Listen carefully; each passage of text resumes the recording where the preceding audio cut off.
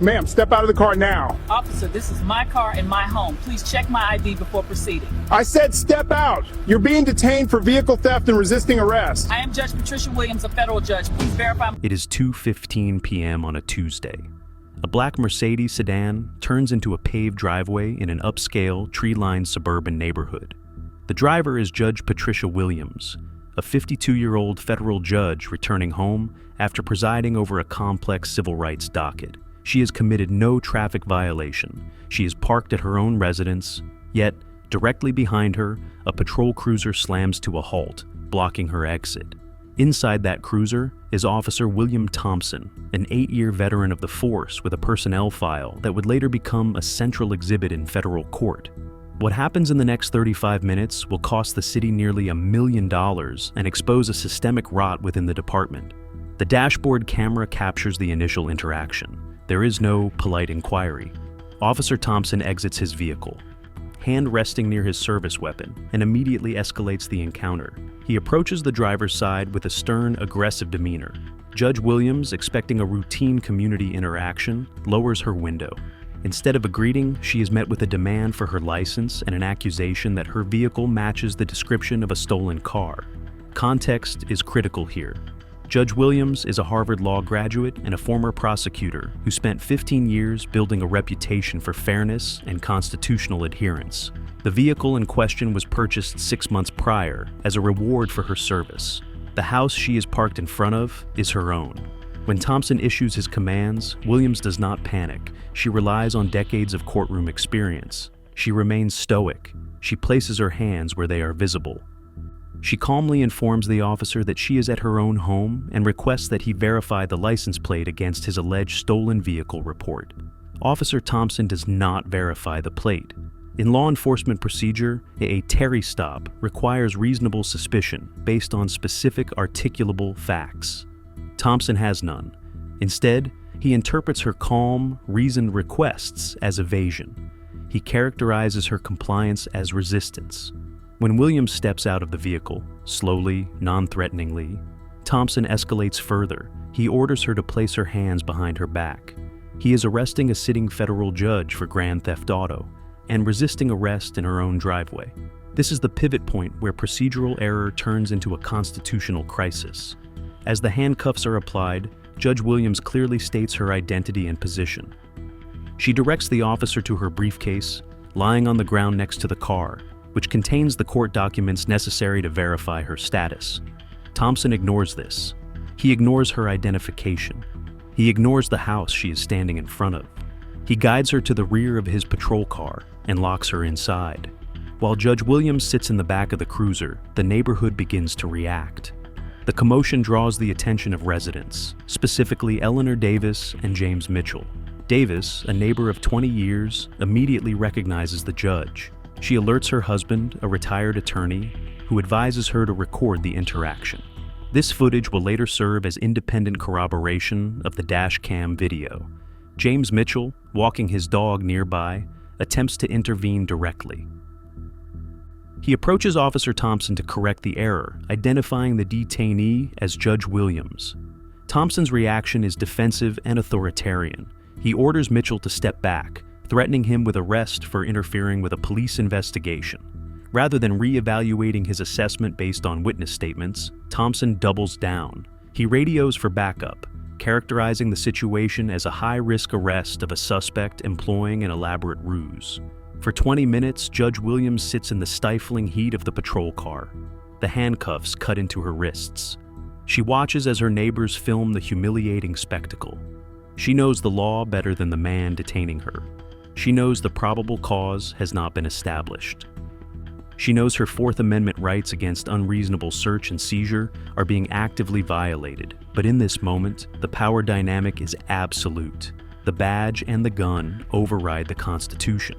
As the siren wails of approaching backup units pierce the suburban quiet, the stage is set for a collision between two very different interpretations of the law. Thompson believes he has made a routine felony arrest. He is confident in his authority. He is unaware that the suspect in his backseat has the power to dismantle his career, and that the officers arriving on scene are about to realize a catastrophic mistake has been made. The first backup unit pulls up, and Officer Sarah Martinez steps out. She looks at the house, looks at the suspect, and then looks at Thompson. The unraveling is about to begin. When Officer Sarah Martinez arrives on the scene, the procedural narrative begins to fracture. A 12-year veteran of the force, Martinez immediately notes the discordance between Officer Thompson's radio transmission and the physical reality of the scene. Thompson had described a high-risk felony stop involving a resisting suspect. What Martinez sees is a quiet suburban driveway, a luxury vehicle parked properly, and a handcuffed woman in the back of a patrol car who is maintaining perfect composure. Martinez approaches Thompson for a briefing. This is a critical moment in police procedure, the transfer of information that establishes the probable cause for continued detention. Thompson's explanation is scattered. He claims the black Mercedes matches a stolen vehicle report, but fails to provide the specific report number or the license plate match when pressed. He characterizes Judge Williams' behavior as evasive. Martinez, sensing the instability of Thompson's claims, bypasses him and approaches the patrol car herself. Through the glass, she sees Judge Williams. The suspect does not fit the profile of a car thief. Williams looks directly at Officer Martinez and repeats her statement. She is a federal judge, her identification is in the car, and she is being detained unlawfully. This time, the information is received by a rational actor. Martinez returns to Thompson and advises immediate verification. She recognizes the legal precipice they are standing on. If the woman in the car is telling the truth, the department is facing a catastrophic liability. Thompson's reaction to this suggestion is defensive. He insists the suspect is lying, a common deflection used to justify excessive detention. However, external evidence is already encroaching on his narrative. Mrs. Eleanor Davis, the neighbor from across the street, crosses the police line. She is not merely a bystander, she is a witness with digital evidence. She approaches Officer Martinez, phone in hand, and definitively identifies the detainee as Judge Patricia Williams. She offers the video footage she has been recording, which captures the initial stop. Faced with a credible witness and a calm suspect, Martinez overrides Thompson. She contacts dispatch to run a specific check on Patricia Williams. The response is immediate and unequivocal. The system confirms her status as a sitting federal judge. The dynamic of the scene shifts instantly. The power flows away from Officer Thompson. Thompson does not apologize. As the reality of the error sets in, he pivots to self-preservation.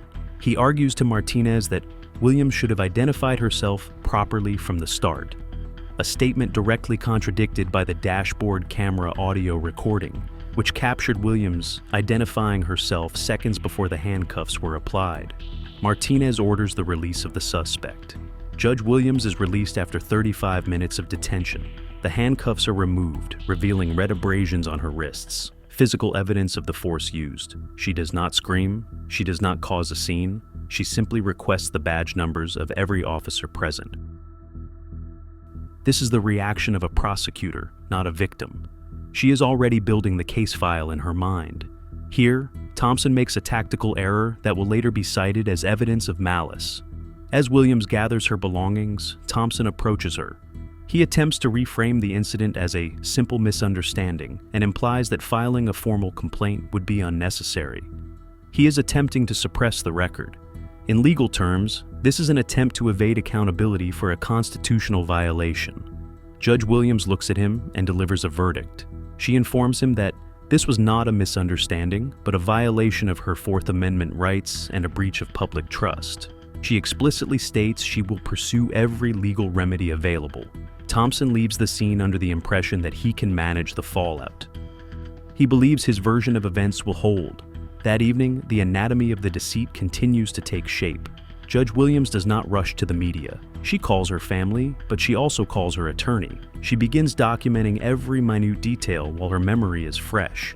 She secures the witness statements from Mr. Mitchell and Mrs. Davis. She is assembling a timeline that is unassailable. Conversely, Officer Thompson reports for duty the next morning and files his official incident report. This document is the smoking gun. In his written account, Thompson sanitizes the encounter. He describes a routine stop that resulted in a mistaken identity, omitting his refusal to verify her ID. his aggressive language, and his dismissal of witness corroboration. He fails to mention that he detained a federal judge for over half an hour based on racial profiling. He relies on the blue wall of silence to protect him, but the system he relies on is about to fail him. His supervisor, Sergeant David Morrison, reviews the report. Morrison, a 20-year veteran, spots the inconsistencies immediately. The logic of the report does not hold. Why would a car thief drive to their own driveway and wait for police? Morrison pulls the dash cam footage.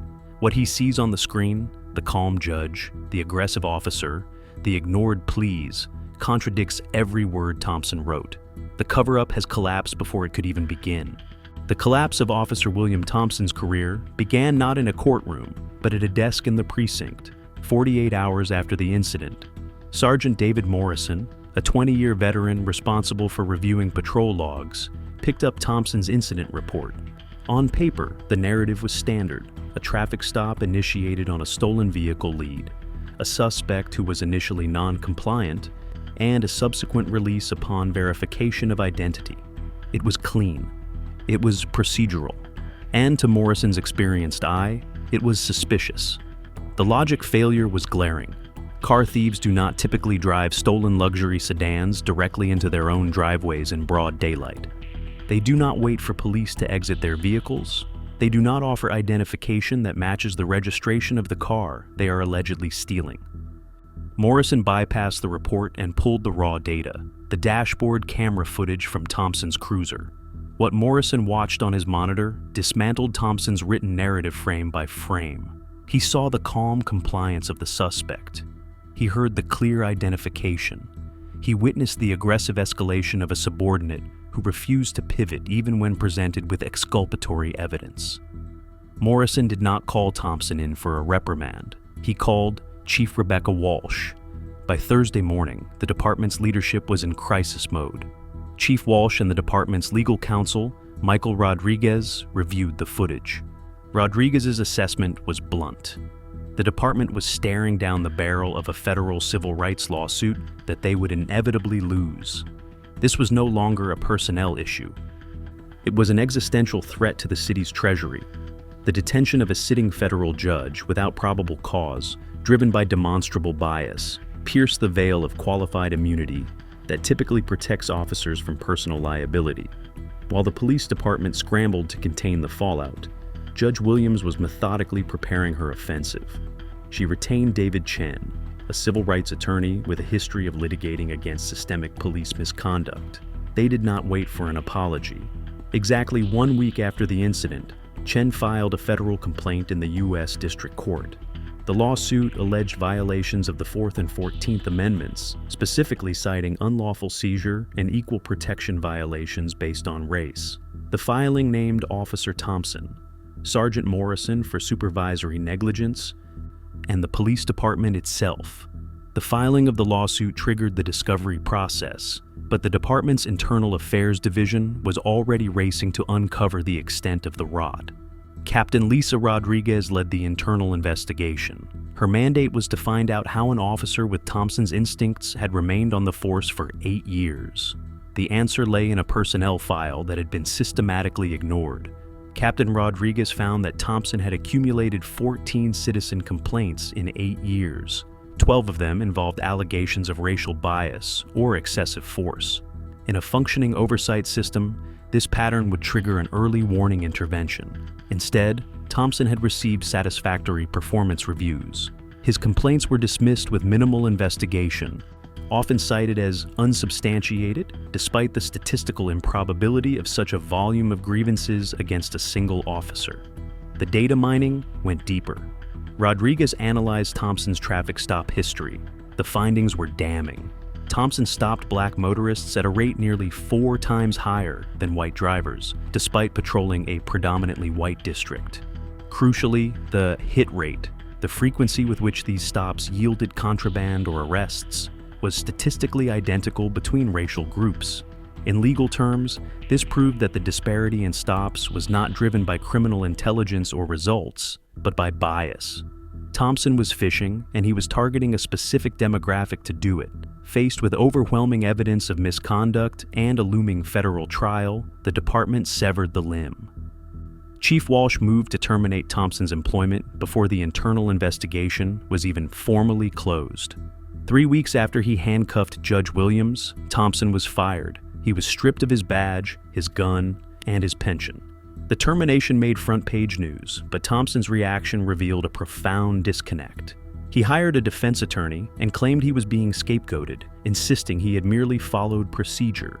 He failed to grasp that the procedure he followed was constitutionally illegal. The dashcam footage, now public, garnered national attention.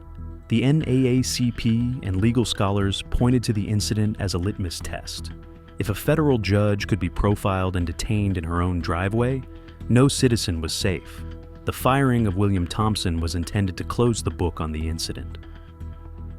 The city hoped that by removing the bad apple, they could preserve the barrel. They were wrong.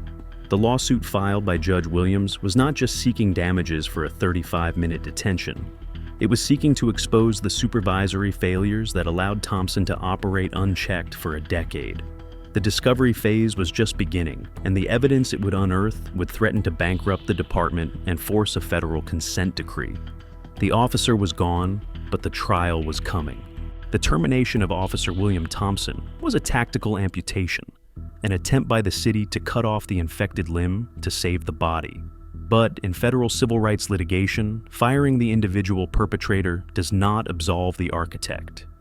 When Judge Patricia Williams and her attorney, David Chen, rejected the department's narrative of a rogue actor, they triggered the most dangerous phase of any lawsuit for a municipality: discovery. Legal discovery is the process where the shield of bureaucracy is stripped away. Chen's team subpoenaed 5 years of traffic stop data, internal complaint logs, and training manuals. The city's attorneys fought to keep these records sealed, arguing they were irrelevant to the specific incident in the driveway. The federal court disagreed.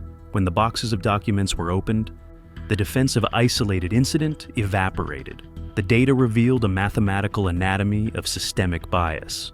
Statistical analysis showed that while the district was predominantly white, Black motorists were stopped at rates significantly higher than their population representation. More damning was the use of force disparity. Minority drivers were not only stopped more often, they were more likely to be removed from their vehicles, searched, and handcuffed during routine interactions. The records also exposed that Thompson was not an outlier. 3 other officers demonstrated nearly identical statistical patterns, yet none had faced meaningful disciplinary action. In the eyes of the law, this established deliberate indifference. The department wasn't just employing bad officers, it was training them to be that way through negligence. Faced with this tidal wave of evidence, the city's insurance carriers intervened. In cases involving municipal liability, it is often the actuaries, not the police chiefs, who dictate strategy. Knowing that a jury trial could result in a runaway verdict, the insurers pressured city officials to settle quickly and quietly. The initial offer was $250,000, a standard sum designed to make a plaintiff go away without admitting liability. For a typical plaintiff, $250,000 might have been sufficient leverage. But Judge Williams was not a typical plaintiff. She viewed the offer as an insult, not to her, but to the Constitution she had sworn to uphold. She countered with a demand for $2 million, but crucially, she attached non-monetary conditions: the implementation of a civilian oversight board, mandatory implicit bias training, and an overhaul of the department's hiring practices. The city balked. They were willing to pay to end the lawsuit, but they were unwilling to let a plaintiff rewrite their policy manual. As negotiations stalled, the case moved inexorably toward trial. The public pressure became a suffocating force. Local activists, armed with the dash cam footage and the newly released statistics, organized rallies outside the courthouse. The narrative had shifted from a single bad arrest to a referendum on the city's governance.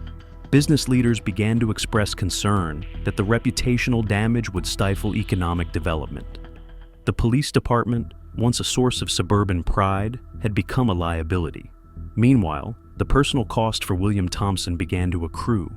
Stripped of his badge and the protection of his union, he found himself unemployable, The law enforcement community is tight-knit, but it is also pragmatic. No chief would hire an officer whose name was synonymous with a federal civil rights disaster. Thompson's family faced harassment, forcing them to relocate across state lines. He had believed he was immune, protected by the blue wall. Now, he was watching that wall crumble from the outside. After 18 months of legal maneuvering, the case finally reached a jury. The trial itself was a formality of destruction for the defense. Attorney Chen played the dash cam footage. He presented the statistics. He put the department's own training officers on the stand and forced them to admit they had no mechanism for tracking racial profiling. The defense had no counter-narrative. They could not argue the law because the law was clear. They could not argue the facts because the video was absolute. The jury deliberated for just 4 hours. In complex federal cases, a quick verdict usually signals a decisive rejection of the defense's case. This was no exception. They returned a verdict in favor of Judge Williams, awarding $9,000 and $10,000 in damages. But the monetary award was secondary to the legal precedent. The verdict, combined with the settlement terms that followed, mandated the very reforms the city had tried to avoid. The department was forced to accept federal oversight and completely restructure its internal affairs division. The gavel had fallen and the check was written. Judge Williams used the funds to establish a foundation for victims of police misconduct, turning her settlement into a war chest for future litigation. The city began the painful process of rebuilding its police force from the ground up. Justice, in the procedural sense, had been served. But as the cameras packed up and the lawyers filed their final motions, a more unsettling reality began to settle in. The system had worked only because the victim was a federal judge with the resources to fight back. The question lingering in the air was not about the case that was won, but about the hundreds of cases that were never filed. The jury's verdict arrived swiftly, delivering a $910,000 judgment against the city and mandating sweeping departmental reforms. But in the analytical light of day, this victory reveals a terrifying anomaly in the American legal system. Judge Patricia Williams did not win because the system worked as designed. She won because she was the one defendant immune to its standard defenses. She possessed the 3 assets most victims of police misconduct lack: irrefutable knowledge of the law, the financial resources to litigate, and the social capital to force the department to listen. Consider the alternative timeline. If the driver of that Mercedes had been a nurse, a mechanic, or a teacher, the outcome would likely have been radically different. Without the immediate invocation of federal status, Officer Thompson's initial narrative, that of a resisting suspect, would have become the official record. The dashcam footage might never have been pulled. The internal affairs complaint would likely have joined the previous 14 in the unsubstantiated file. The system corrected itself only because it inadvertently targeted one of its own guardians. The verdict shattered the silence that had protected the department for years. Following the media coverage, the floodgates opened. The isolated incident defense collapsed completely as a class action lawsuit took shape. Dozens of motorists came forward, alleging they too had been stopped, searched, and detained by Officer Thompson under similar pretenses. These were the silent victims, people whose constitutional rights had been violated, but who lacked the power to fight back. The city, now stripped of its credibility, was forced to settle these claims, costing taxpayers millions and inviting a federal consent decree that would place the police department under external monitoring for years. For William Thompson, the consequence of his 35-minute power trip was total destruction. He lost his career, his pension, and his standing in the community. Blacklisted from law enforcement agencies nationwide, he became a pariah. Reports indicate his family was forced to relocate to another state to escape the harassment and public shaming. It is a harsh lesson in accountability. The shield of the badge is not impenetrable. When authority is weaponized against the wrong target, the recoil can be fatal to the enforcer. Judge Williams returned to the bench, but she did not keep the money. She funneled the entire settlement into establishing a legal defense foundation for victims of police misconduct. She turned her personal trauma into a permanent resource for the community, ensuring that future victims might have a fighting chance, even without a judicial title. The department was rebuilt, with civilian oversight boards and mandatory data tracking now standing as a firewall against racial profiling. Yet, a cognitive itch remains. We celebrate this as a triumph of justice, but it is actually a warning. Justice in this case was not a guarantee. It was a fluke. It relied on the specific identity of the victim rather than the integrity of the process. It forces us to ask, how many William Thompsons are currently patrolling and how many innocent drivers are currently sitting in handcuffs? Waiting for a vindication that will never come. This case exposed the rot in a suburban police department. It was brutal, systematic, and infuriating. But the file on the right side of your screen, that involves a level of deception that makes this look like a simple misunderstanding. Let's open the next case.